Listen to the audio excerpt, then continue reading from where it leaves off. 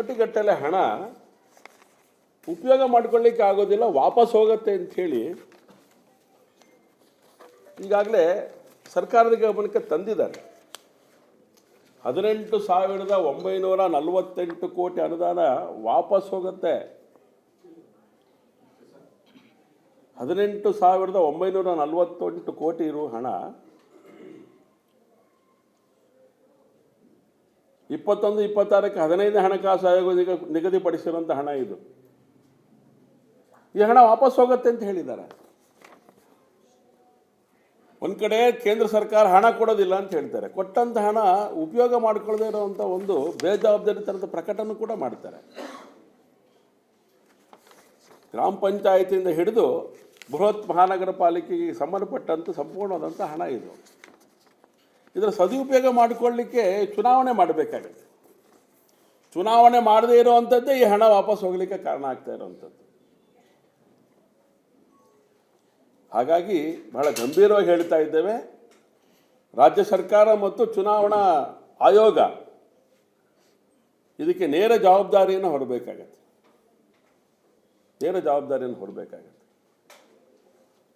ಸುಮ್ಮನೆ ಅಮೆಂಡ್ಮೆಂಟ್ಗಳನ್ನು ಮಾಡಿಕೊಂಡಿಲ್ಲ ನಾವು.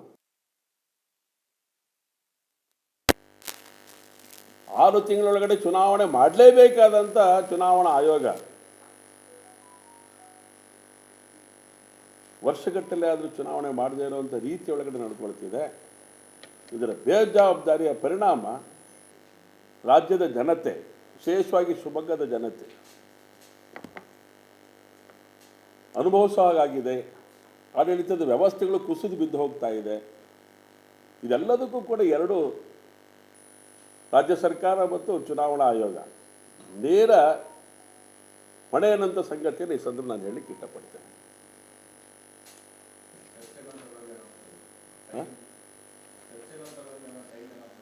ಚರ್ಚೆ ನಂತರದೊಳಗಡೆ ನಾನು ತುರ್ತಾಗಿ ಮಾಡ್ತೇನೆ, ನಾನು ಅದಕ್ಕೆ ದಿನಾಂಕವನ್ನು ಪ್ರಕಟ ಮಾಡ್ತೇನೆ ಅಂತ ಮಾತನ್ನು ಹೇಳಿದ್ದಾರೆ. ಎಲ್ಲ ಒಂದು ಕಡೆಗೆ ರಾಜ್ಯ ಸರ್ಕಾರ ಕೊಡದೇ ಇರೋಂಥ ಕಾರಣಕ್ಕೋಸ್ಕರ ಅದಕ್ಕೆ ನಾವು ಹೇಳಿದ್ದೇವೆ, ಸುಪ್ರೀಂ ಕೋರ್ಟಿನ ಉಲ್ಲಂಘನೆಯನ್ನು ಕೂಡ ತಾವು ಮಾಡ್ತಾ ಇದ್ದೀರಿ ಅನ್ನೋಂಥ ಮಾತನ್ನು ಹೇಳಿದ್ದೇನೆ ನಾನು. ಆದೇಶದ ಪ್ರತಿ ನನ್ನ ಹತ್ರ ಇದೆ. ಸುಪ್ರೀಂ ಕೋರ್ಟ್ ಆದೇಶದ ಉಲ್ಲಂಘನೆಯನ್ನು ಕೂಡ ಚುನಾವಣಾ ಆಯೋಗ ಮಾಡುವಂಥ ಸ್ಥಿತಿ ನಿರ್ಮಾಣ ಆಗ್ತಾ ಇದೆ ಇವತ್ತು. ಹಾಗಾದರೆ ಪ್ರಜಾಪ್ರಭುತ್ವ ವ್ಯವಸ್ಥೆಗಳಿಗೆ ಜನತೆ ಯಾರ ಹತ್ರ ನ್ಯಾಯ ಕೇಳಬೇಕು? ನ್ಯಾಯಾಂಗದ ವ್ಯವಸ್ಥೆ ಒಳಗಡೆ ನ್ಯಾಯ ಕೊಟ್ಬಿಟ್ಟಿದೆ ನಮಗೆ.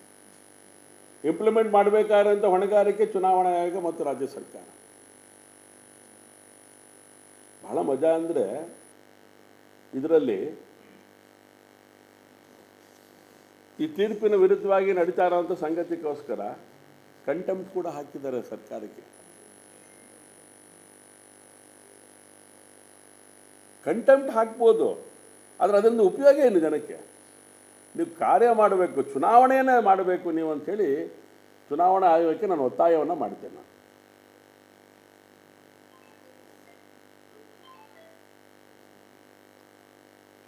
C K Ramamurthy versus state election commission.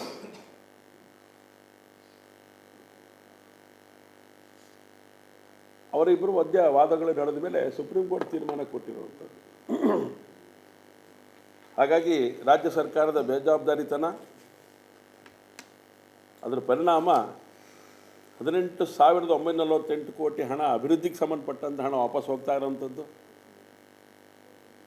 ಹೋಗಬಾರ್ದು ಅಂತ ಹೇಳಿದ್ರೆ ತುರ್ತಾಗಿ ಚುನಾವಣೆಗಳನ್ನು ಮಾಡಬೇಕಾಗುತ್ತೆ.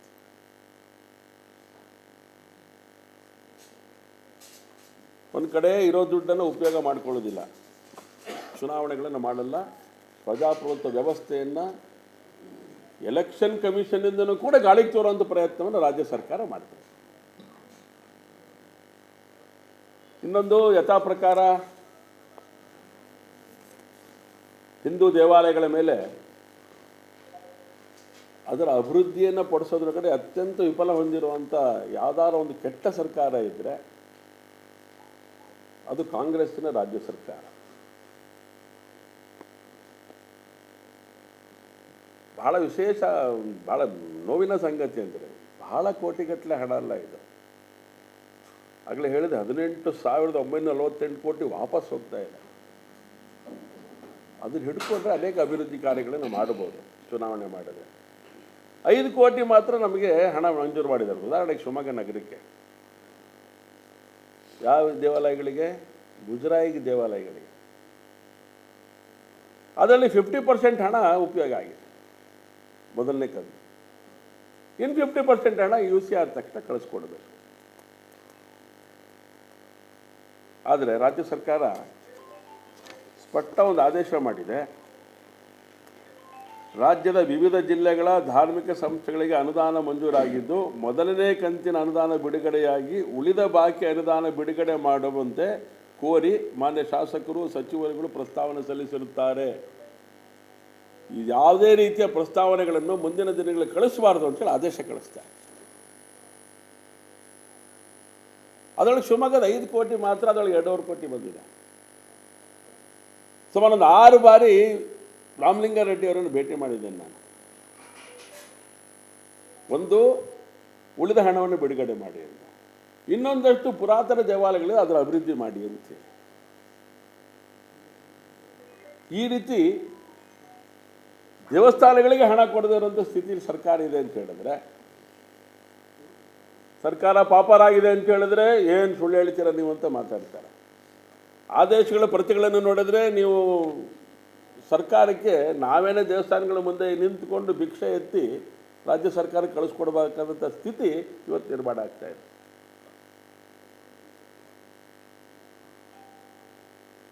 $48 ಕೋಟಿ ನಿಮಗೆ ಕಾಂಪೌಂಡ್ ಹಾಕಕ್ಕೆ ಅವಕಾಶ ಇದೆ ವಕ್ಫ್ ಬೋರ್ಡಿಗೆ ಆಸ್ತಿ ಉಳಿಸೋಕ್ಕೋಸ್ಕರ. ಮುಜರಾಯಿ ದೇವಸ್ಥಾನಗಳಿಗೆ ಬಿಡುಗಡೆ ಆಗಿರುವಂಥ 5 ಕೋಟಿ ಒಳಗಡೆ 2.5 ಕೋಟಿ ಮತ್ತೆ ಬಿಡುಗಡೆ ಮಾಡಿ ಅಂತ ಕೇಳಿದ್ರೆ ನೀವು ಒಪ್ಕೊಂಡಿರೋವಂಥದ್ದು ಇದು. 5 ಕೋಟಿ ಬಿಡುಗಡೆ ಮಾಡಿ 2.5 ಕೋಟಿ ಕೊಟ್ಟಿದ್ರೆ 2.5 ಕೋಟಿ ಕೊಡಬೇಕಾಗುತ್ತೆ. ಶಿವಮೊಗ್ಗ ನಗರಕ್ಕೆ ಸಂಬಂಧಪಟ್ಟಿದ್ದು ಇಡೀ ಜಿಲ್ಲೆದಿಲ್ಲ ಆದೇಶ ಇದೆ ನನ್ನ ಹತ್ರ, ಇಡೀ ರಾಜ್ಯದ ಆದೇಶ ಇದೆ ನನ್ನ ಹತ್ರ ಇರೋದು. ಮತ್ತು ಯಾರು ಕೇಳಿರೋದು? ಬರೀ BJP ಶಾಸಕರಲ್ಲ, ನಮ್ಮ ಜಿಲ್ಲೆಯ ಉಸ್ತುವಾರಿ ಸಚಿವರೇ ಕೇಳಿದ್ದಾರೆ ಉಳಿದ ಹಣವನ್ನು ಬಿಡುಗಡೆ ಮಾಡಿ ಅಂತೇಳಿ. ತರೀಕೆರೆಯ ಶಾಸಕ, ಕಾಂಗ್ರೆಸ್ಸಿನ ಶಾಸಕರೇ ಕೇಳಿದ್ದಾರೆ ಹಣ ಬಿಡುಗಡೆ ಮಾಡಿ ಅಂತೇಳಿ. ನಿಮ್ದು ಆದೇಶ ನೋಡಿದ್ರೆ ಈ ಥರ ಇದೆ.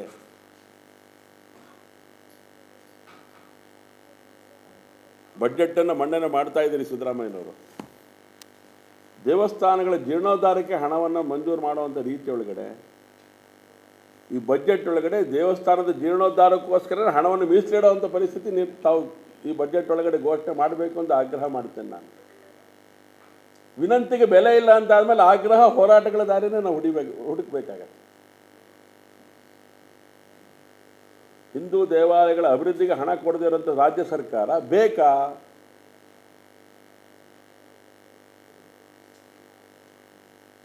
ಹಿಂದೂಗಳನ್ನು ಹತ್ತಿಕ್ಕುವಂಥ ಕೆಲಸ ನೀವು ಮೊದಲಿಂದ ಮಾಡ್ಕೊಂಡು ಬಂದಿದ್ದೀರಿ. ಆದರೆ ದೇವಸ್ಥಾನವನ್ನು ಕೂಡ ಇವತ್ತು ಈ ದಿಕ್ಕಿಗೆ ತೊಗೊಂಡೋಗುವಂಥ ಪ್ರಯತ್ನ. ಸಣ್ಣ ಸಣ್ಣ ಸಣ್ಣ ಸಣ್ಣ ದೇವಸ್ಥಾನಗಳಿದೆ, ಎಲ್ಲದೂ ಕೂಡ A grade, B grade, C grade.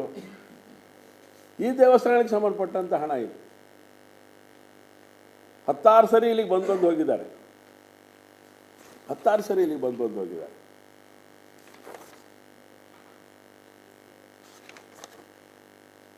Shivamogga ನಗರದ ಒಟ್ಟು 30 ದೇವಸ್ಥಾನಗಳಿಗೆ ನೀವು ಉಳಿದಂಥ ಹಣ ಕೊಡಬೇಕು 50%. ಜಿಲ್ಲೆದ್ರ ಬಗ್ಗೆ ನಾವು ಚರ್ಚೆ ಮಾಡೋಕ್ಕೆ ಹೋಗಲ್ಲ, ಯಾಕಂದರೆ ನೀವು ಉಸ್ತುವಾರಿ ಸಚಿವರು ಕೇಳ್ಕೊಂಡಿದ್ರೆ ಉತ್ತರ ಅವ್ರು ಕೊಡ್ತಾರೆ, ಉತ್ತರ ಅವ್ರಿಗೆ ಕೊಡಲೇಬೇಕಾಗುತ್ತೆ.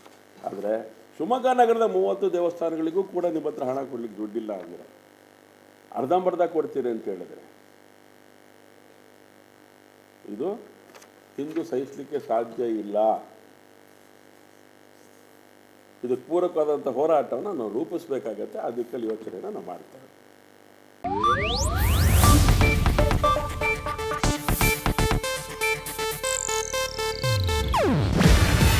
ಇದು ಏಷ್ಯಾನೆಟ್ ನ್ಯೂಸ್ ನೆಟ್ವರ್ಕ್ ಪ್ರಸ್ತುತಿ. ನೀವು ನೋಡ್ತಿದ್ದೀರಾ ಏಷ್ಯಾನೆಟ್ ಸುವರ್ಣ ನ್ಯೂಸ್.